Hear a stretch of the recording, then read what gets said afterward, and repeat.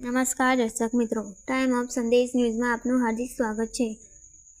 જંબુસર તાલુકાના કહાનવા ગામમાં વનકરવાસમાં રહેતા નટવરભાઈ રંજાભાઈની પુત્રી ગીતાબેન નટવરભાઈ પરમારે કૂવામાં છલાંગ લગાવી જીવ ગુમાવ્યો। પ્રાપ્ત માહિતી અનુસાર કહાનવા વનકરવાસમાં રહેતા નટવરભાઈ રંજાભાઈની પુત્રી ગીતાબેન નટવરભાઈ ઉંમરે આશરે 30 વર્ષ જેઓ થોડા દિવસ પહેલાથી મગજની સંતુલન ગુમાવી ચૂક્યા હતા। તેઓને વડોદરા હોસ્પિટલમાં પણ પહેલા દાખલ કરવામાં આવ્યા હતા ને ત્યારબાદ ઘરે લાવ્યા હતા, પરંતુ સાધારણ મગજની અસ્થિરતાને કારણે ધરમપુરા રોડ ઉપર તળાવની પારે આવેલ વનકર સમાજના પાણીના કૂવામાં ઝંપલાવી મોતને વહાલું કર્યું છે। આ ઘટનાની જાણ વાયુ વેગે થતાં લોકોના ટોળેટોળા ઉમટી પડ્યા હતા।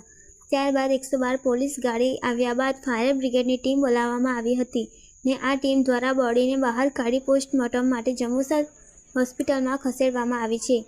આગળની કાર્યવાહી વેડજ પોલીસ સ્ટેશનના જમાદાર રાકેશભાઈ તથા અન્ય ટીમ ચલાવી રહી છે।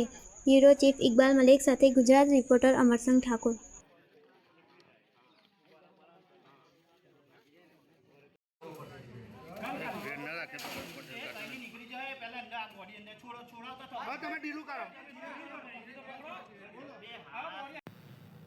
મારું નામ ભાવિક પટેલ, જંબુસર નગરપાલિકા તથા ભરૂચ નગરપાલિકાની ટીમ દ્વારા આજ રોજ કાનવા ગામમાં એક કોલ આવેલ કે એક લેડીઝ કૂવામાં પડેલ હતી।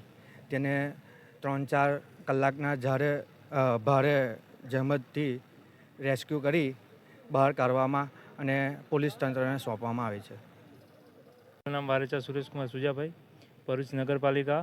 આજ રોજ ભરૂચ નગરપાલિકા દ્વારા જંબુસર નગરપાલિકાથી કોલ મળેલ કે કૂવામાં એક મહિલા પડી ગયેલ છે, તો કોલ મળતાની સાથે જ ભરૂચ નગરપાલિકાની ટીમ દ્વારા કૂવામાંથી મહિલાને સહી સલામત કાઢવામાં આવેલ અને તે બાદ પોલીસ તંત્રને સોંપવામાં આવેલ છે।